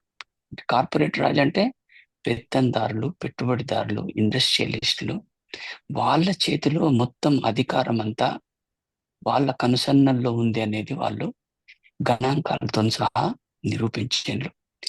ఇవి కొన్ని మనం చూసుకున్నట్లయితే లిస్ట్ ఈజ్ ఎండ్లెస్. మనం ఇట్లా చెప్పుకుంటా పోతే నేను 3 రోజులు చెప్పగలుగుతా సమస్యల మీద. ఇట్లా మనం చెప్పుకుంటా పోతే ఈ సమస్యలన్నిటికీ మూలం ఏందని మనం నిగూఢంగా ఆలోచించినట్లయితే ఒక సోషల్లీ కాన్షియస్, ఒక సోషల్లీ రెస్పాన్సిబుల్ పర్సన్స్గా మనం ఆలోచించినట్లయితే మనకు లక్ష్మీనారాయణ గారు చెప్పినటువంటి వాస్తవాలు మనకు కళ్ళకు గట్టినట్టు కనబడుతుంది. ఇప్పుడు మన బాధ్యత ఏంది? మనము ఈ యొక్క డాక్యుమెంట్ను మనం అధికారికంగా పొందవచ్చు. ఎందుకంటే గవర్నమెంట్ ఏ అగ్రిమెంట్ చేసినా ప్రజలకు తెలియజేయాలి, క్యాబినెట్లో అప్రూవల్ తీసుకోవాలి. ఇప్పుడు వీళ్ళకి ఏమైతుందంటే మనం ఎటువంటి వాళ్ళని ఎన్నుకుంటాను? మాఫియాలను, అన్ని రకాల మాఫియాలను, అన్ని రకాల నేరస్తులను చేసేటువంటి వాళ్ళను మనము చట్టసభల్లో కూర్చోబెడతాను. ఇటువంటి దౌర్భాగ్య పరిస్థితుల కారణాలు ఏంటంటే మన దేశంలో నాయకత్వ లోపం, చిత్తశుద్ధి, అంకిత భావం కలిగినటువంటి భావితరాల గురించి ఆలోచించేటువంటి నాయకత్వం లేకపోవడం వల్లనే ఇన్ని రకాల అన్యాయాలు జరుగుతున్నాయి అనేది మనకు అర్థం చేసుకోవచ్చు. ఐ డోంట్ నో మీరందరూ దీంతో ఏకీభవిస్తారో లేదో, కానీ లక్ష్మీనారాయణ గారు చెప్పినటువంటి అంశాలు ఇది మన వ్యవస్థలన్నిటిని కూడా, ఈవెన్ రాజ్యాంగాన్ని కూడా అమలుపరచకుండా ఉండేటువంటి పరిస్థితులకు దారితీసింది. వీళ్ళందరూ కూడా వాళ్లకు ఒత్తాసు పట్టుకుంటేనే, కార్పొరేట్లకు ఒత్తాసు పడుకుంటేనే, విదేశీయులకు కనుసగణనలో పని చేస్తూ ఆ చట్టాలనే అమలు చేస్తూ ఆ పాలసీలనే తయారు చేస్తూ ఉన్నదనేది మనకు అర్థమవుతుంది. మీకు ఇంకో చిన్న ఎగ్జాంపుల్ చెప్తా. ఈ WTO ఒప్పందం ప్రకారము ADB ఏంటిది, ఏసియన్ డెవలప్మెంట్ బ్యాంక్ కానీ, వరల్డ్ బ్యాంక్ వాళ్ళ యొక్క నిబంధనలు ఒకటి ఏంటంటే, అప్పు కావాలి అని అంటే SAP అనే ఒక నిబంధన ఉంది. SAP అంటే స్ట్రక్చరల్ అడ్జస్ట్మెంట్ ప్రోగ్రామ్స్. దానికి ఏ ప్రభుత్వమైనా, ఏ స్టేట్ అయినా ఒక అగ్రిమెంట్ చేయాలి. స్ట్రక్చరల్ అడ్జస్ట్మెంట్ ప్రోగ్రామ్ అంటే ఇప్పుడు మన దగ్గర చూసుకుంటే వాటర్ బోర్డ్ అని ఉన్నది తెలంగాణలో. ఈ వాటర్ బోర్డు ఎట్లా వచ్చింది అని అంటే, ఇగో SAP అనే ప్రోగ్రామ్ ద్వారా సంతకం పెట్టడం వల్ల ఈ యొక్క తెలంగాణ, ఆంధ్రప్రదేశ్ గవర్నమెంట్ కానీ, ఏ గవర్నమెంట్ కానీ, ప్రతి రాష్ట్రంలో ఆ వాటర్ బోర్డు ఉంటుంది. మీరు దాని పూర్తి పేరు ఎందుకు నాకు గుర్తొస్తలేదు, కానీ వాటర్ బోర్డు ఉంటుంది. ఈ బోర్డు ఎందుకు పెట్టిండ్రు? యాక్చువల్గా వాటర్ సప్లై చేయాల్సినటువంటి బాధ్యత మున్సిపాలిటీలది. కానీ బోర్డు ఎందుకు పెట్టిండ్రు అంటే, ఎవరైతే పెట్టుబడిదారులు, విదేశీ పెట్టుబడిదారులు, ఈ పెత్తందారులు ఉంటారో వాళ్ళకు ఒక సపరేటు కాలనీ ఉంటుంది, వాళ్ళకు ఒక సపరేటు ప్లేస్ ఉంటుంది. ఎగ్జాంపుల్ హైటెక్ సిటీ చూసుకోండి. హైటెక్ సిటీలో పెద్ద పెద్ద విశాలమైన రోడ్లు ఉంటాయి. అక్కడ 24/7 వాటర్ వస్తుంది. అన్ని రకాల వసతులు ఉంటాయి ఇంటర్నేషనల్ స్టాండర్డ్స్ తోని. పక్కకే మాదాపూర్ చూడండి, అదొక స్లమ్ లెక్క ఉంటుంది. ఆడ ట్యాంకర్లతో వాటర్ వస్తుంది. బేసిక్ వాటర్, పౌరునికి కావలసినటువంటి బేసిక్ వాటర్ను కూడా మీరు జస్ట్ రోడ్డుకు అటు సైడు, రోడ్డుకి ఇటు సైడు ఎంత వ్యత్యాసం ఉన్నదో మీరు చూడండి. ఈ పాలసీస్ ఎందుకు చేస్తున్నారు? వాళ్ళు సిస్టమేటిక్ గా ఒక ఆర్గనైజేషన్ క్రియేట్ చేసి, వాటర్ బోర్డ్ లాంటి సంస్థలను క్రియేట్, మీరు ఇట్లా సంస్థల లిస్ట్ ఎన్నైనా చెప్పుకోవచ్చు, మనం చాలా ఉన్నాయి, టైం సరిపోదు. అంటే ఒక సిస్టమేటిక్ గా వీళ్ళు సమాజంలో ఒక వర్గానికి ఒక రకమైన ఫెసిలిటీస్, మేజారిటీ వర్గానికి ఒక రకమైన బేసిక్ ఫెసిలిటీస్ ఇస్తూ వాళ్ళు పరిపాలన చేస్తున్నారు. దీన్ని బట్టి మనకి ఏమర్థమవుతుంది?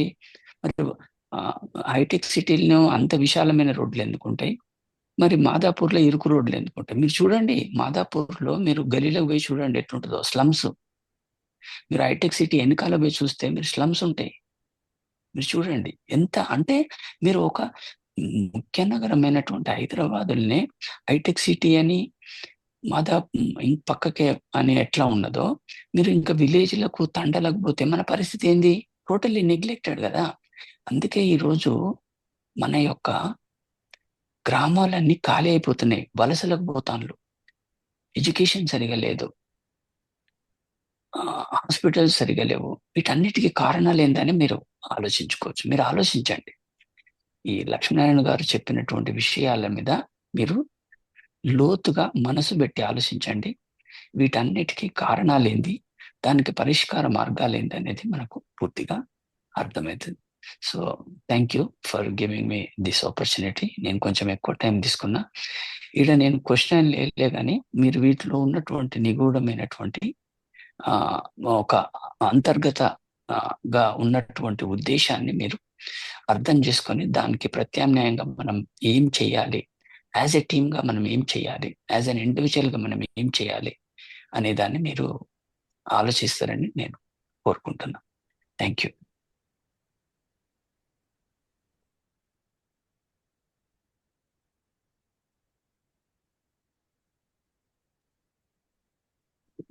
సార్ నాకు ఒక చిన్న ప్రశ్న ఉంది సార్.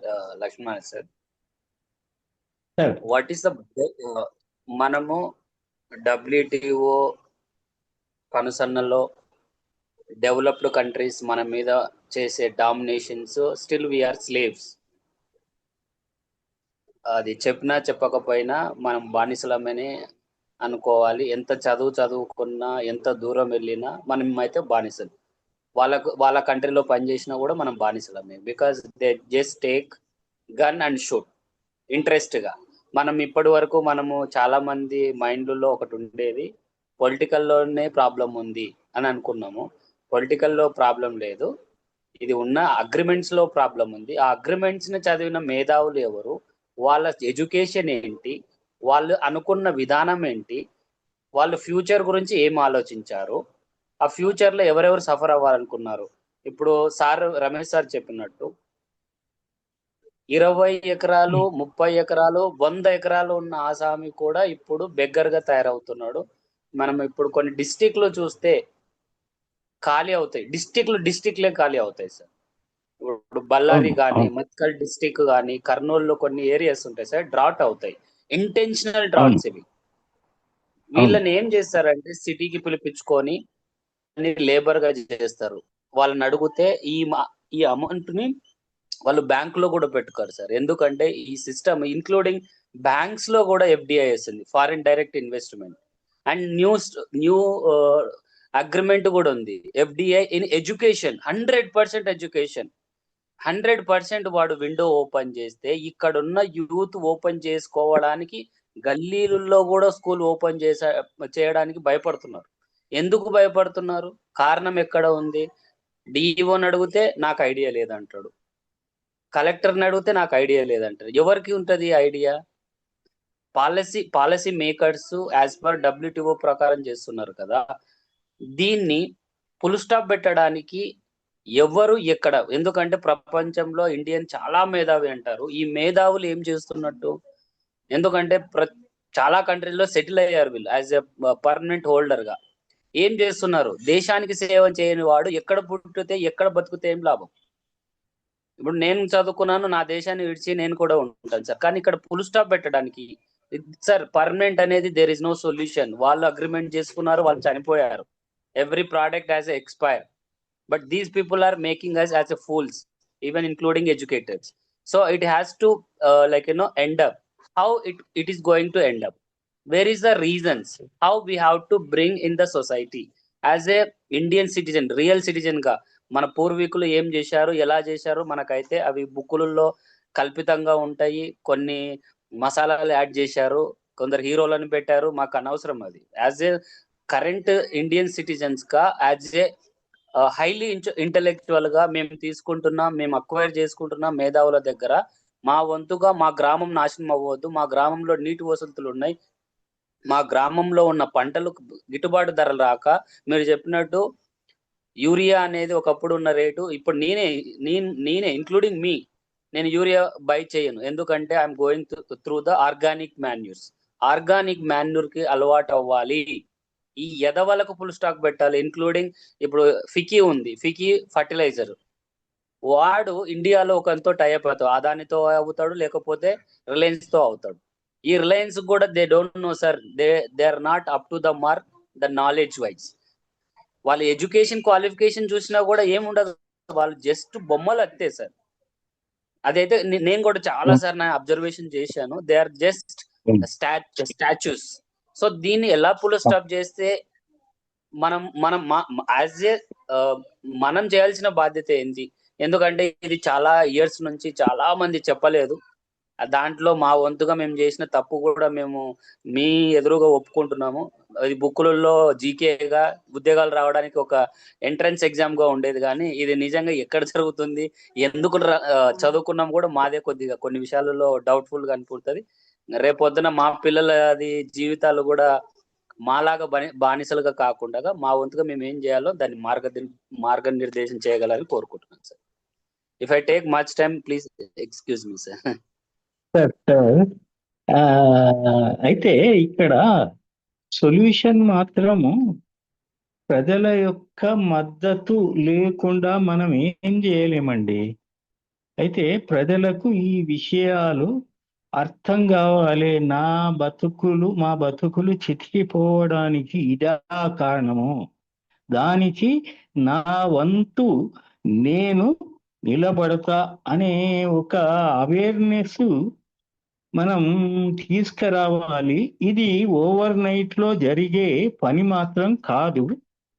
ఇక్కడ రోజు సాంకేతికత రోజు స్పీడ్ పెరుగుతున్నది. ఇవాళ ఆర్టిఫిషియల్ ఇంటెలిజెన్స్ ఒకటి మనకు డెవలప్ అవుతున్నది. ఈ ఆర్టిఫిషియల్ ఇంటెలిజెన్స్ కేవలము ఇది జాతీయ సంపదగా ఉండాలి. ఇది ప్రైవేటు ఆధీనంలో ఉంటే అసలు ఏ ఒక్క ఉద్యోగం కూడా, మేధో ఉద్యోగాలు కావచ్చు, శారీరక ఉద్యోగాలు కావచ్చు, టెక్నికల్ ఉద్యోగాలు కావచ్చు, ఏ ఉద్యోగాలైనా రోబోటిక్ తోటి వాళ్లే చేయించుకునే పరిస్థితి కనపడుతున్నది. కాబట్టి ఇవాళ ఈ టెక్నాలజీ కానీ ఈ యొక్క సంపద కానీ జాతీయ పరంగా ఉండాలి. జాతీయంగా ఉన్నప్పుడే రాజ్యాంగబద్ధంగా ఆదేశిక సూత్రాలు ఆదేశాలు కాకుండా అమలయ్యేలా ప్రజలు ఒత్తిడి చేస్తే తప్ప జాతీయ సంపద జాతీయమై ప్రజలందరికీ ఉపయోగపడేలా ప్లాన్డ్గా ఒక ఇండస్ట్రీ ఒక సైంటిఫిక్ పద్ధతుల లోపల నడిచినట్టు నడిపే పరిస్థితి వస్తే తప్ప ఇది చాలా కష్టమైంది. చాలా మందితోటి అవేర్నెస్ కలిగిన వాళ్ళు చాలా కృషి చేస్తే తప్ప సాధ్యమయ్యేది కాదు.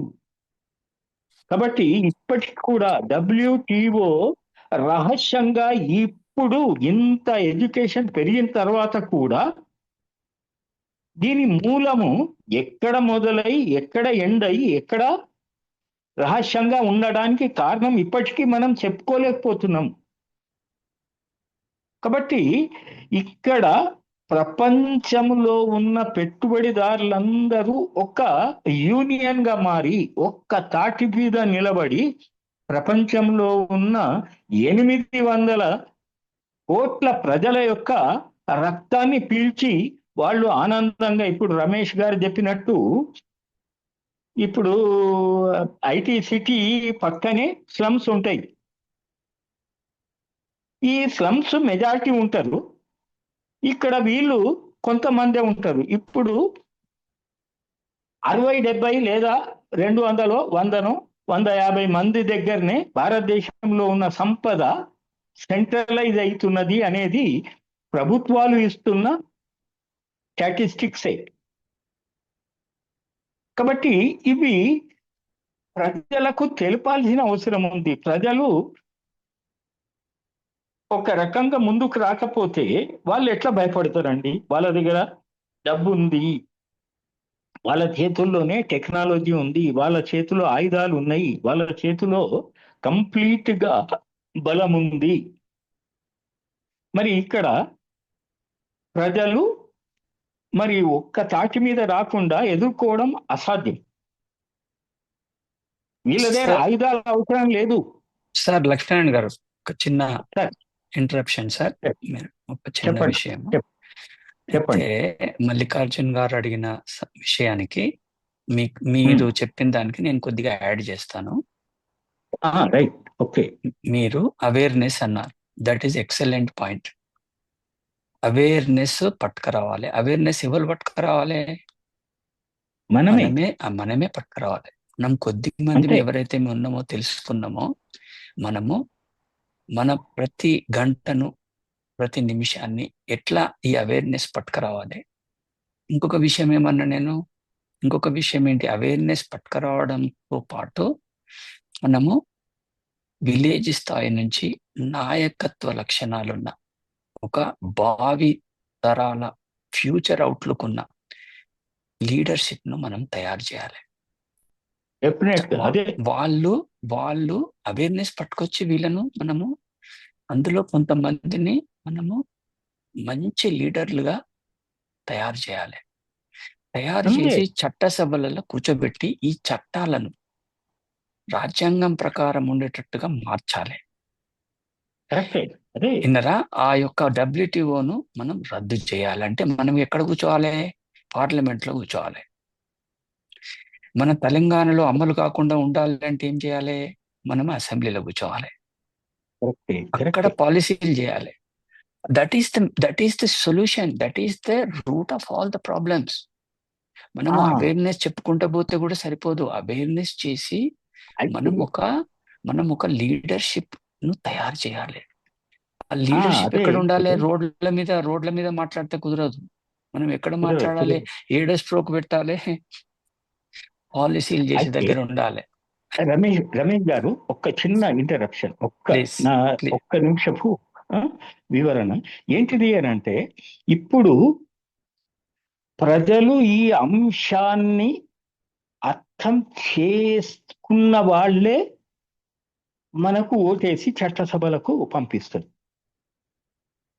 అయితే ఇక్కడ ప్రథమంగా అరే వీళ్ళు చెప్పుతున్నది 100కి 100 కరెక్టు, వీళ్ళను చట్టసభల్లో కూర్చోబెడితే మా సమస్యకు పరిష్కారం లభిస్తుంది అని అవేర్నెస్ వచ్చిన వాళ్ళే వీళ్లకు ఓటేసి చట్టసభలకు పంపిస్తారు.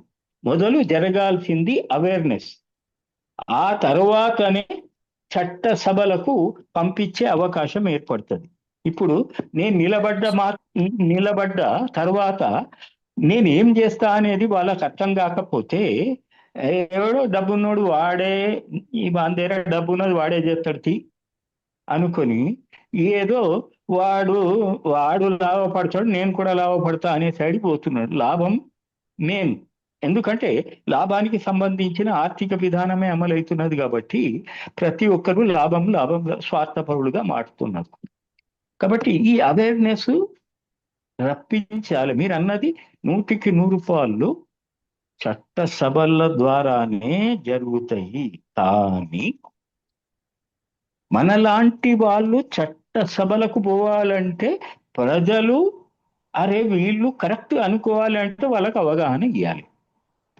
ఇది 2 పాదాల నడకగా, ఇటు ఈ సైడు అటు ఆ సైడ్ 2 ఏకకాలం లోపల ప్రయత్నం జరగాలి అనేది నా అభిప్రాయం. రైట్ సార్, చెప్పండి రమేష్ గారు. ఎక్సలెంట్. నేను అనుకున్నది అదే చెప్పారు. ఈ 2 జరగాలి. అవగాహన కల్పించకుంటే వాళ్ళు ఓట్లేయరు మనకు. మనం అవగాహన కల్పించాలి. మీరు అన్నట్టుగా మనం చట్టసభలో కూర్చొని ఏం చేస్తామనేది కూడా నిర్ముఖమాటంగా మనం చెప్పాలి. ప్లస్ మనం చట్టసభలో కూర్చున్న తర్వాత టోటల్ గా అన్నిటిని స్టాప్ చేయాలి. రాజ్యాంగం ప్రకారమే మనం పరిపాలన చేయాలి. రాజ్యాంగం ఎట్లా చెప్తుందో అదే రాజ్యాంగం చెప్పినట్టే మనం చేయాలి. సో అది దట్ ఈస్ ద అంటే ఓన్లీ సొల్యూషన్ అండి మల్లికార్జున్ గారు. సొల్యూషన్. రెండు సార్ చెప్పినట్టుగా మనం రెండు పాదాలలో ఇటు అవేర్నెస్, ఇటు లీడర్షిప్, ఇటు అవేర్నెస్, ఇటు లీడర్షిప్. ప్రజలను మనం రానున్న అసెంబ్లీలలో, పార్లమెంట్ ఎలక్షన్లో మనం సమాయుక్తం చేయాలి. దీనికోసం మనం కొద్ది మందిమైనా దీన్ని ఉధృతంగా మనం దొరికిన ప్రతి నిమిషాన్ని వాడుకొని ప్రజలలో అవేర్నెస్ పెంచి మనము దీన్ని ముందుకు తీసుకుపోవాలి. ఇది ఎట్లా ఎట్లా ఎట్లా అని మనకు మనమే క్వశ్చన్లు వేసుకుంటే కాదు, చిన్న చిన్న అడుగులు వేస్తే అది ఇంకా ముందుకు పోతాం మనము, అంతే. ఇక that is the only alternative. ఇంతకుముందు సార్ చెప్పినట్టుగా మనం అందరినీ 800 కోట్ల జనాభాని ఒక ట్రాప్ లో తీసుకుపోతున్నారు. మీరు ఏ గణాంకం చూసినా 1% రిచ్, 1% సూపర్ రిచ్. ఆ 1% 99% ప్రజానికాన్ని ఒక ట్రామాలోకి తీసుకుపోతున్నారు, ఒక ట్రాప్ లోకి తీసుకుపోతున్నారు. వాళ్ళు చెప్పినట్టుగా యంత్రాంగం అన్ని కూడా అట్లనే పనిచేస్తున్నాయి. దీనికి చెక్ పెట్టకపోతే, దీన్ని అవేర్నెస్ పట్టుకురాకపోతే, సరి అయినటువంటి నాయకత్వాన్ని ఆ దిశగా మనం తయారు చేసి ఆ దిశగా ఈ సమాజాన్ని నడిపించకపోతే ఇంకా రానున్న కాలంలో ఇంకా ఆర్టిఫిషియల్ ఇంటెలిజెన్స్ అని ఇంకేదో అని అన్ని తీసుకొచ్చి వీళ్ళు ఇంకా మనల్ని అందరినీ పొందబెడతారు. That is for sure. So I will stop here.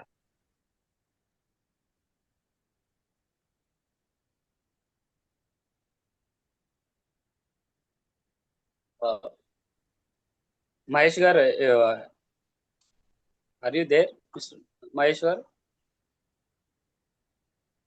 Okay. ఎవరికన్నా ఏమన్నా ప్రశ్న వేయాలనుకుంటే ఒకసారి మీరు లక్ష్మీనారాయణ సార్ని అడగచ్చు. Anybody has.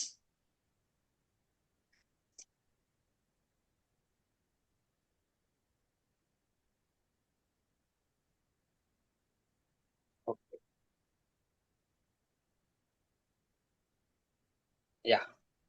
So Parashuram sir message లో పెట్టారు సార్, WTOలో అమెరికా నాటో కూటమిలో ఇండియా కుబేరుల భాగస్వామ్యం లేదా అనేది ప్రశ్న సార్. నాటో కూటమిలో ఇండియాకు భాగస్వామ్యం లేదా అనేదా? ఇండియా కుబేరుల భాగస్వామ్యం. ఇండియా ఒక అయితే 1% మనం అనుకున్నాం కదా, ఆ కుబేర్ల.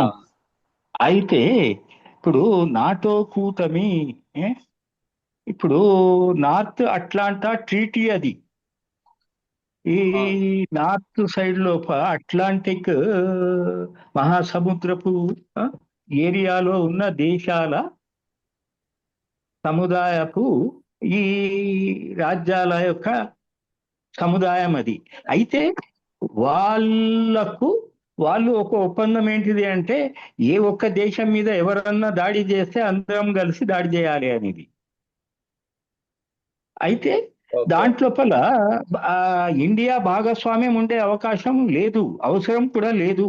అయితే దానికి ప్రత్యామ్నాయంగా ప్రతి దేశాన్ని ఇన్వాల్వ్ చేసి వాళ్లకు ఉపయోగపడేలా ఇండైరెక్ట్ గా మలచడానికి WTO మొదటి నుంచే పనిచేస్తున్నది. అది 48 నుంచే, రెండవ ప్రపంచ యుద్ధం ముగిసిన మరో సంవత్సరం నుంచే ఈ యొక్క WTO గ్యాట్ రూపంలో మొదలై ఇలా WTOగా శాశ్వతంగా మారింది. అది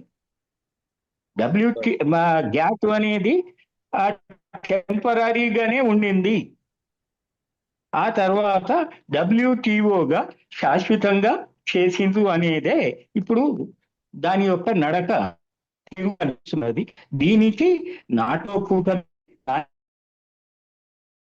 ఆ తర్వాత ప్రత్యక్ష నాయకుడు అమెరికా.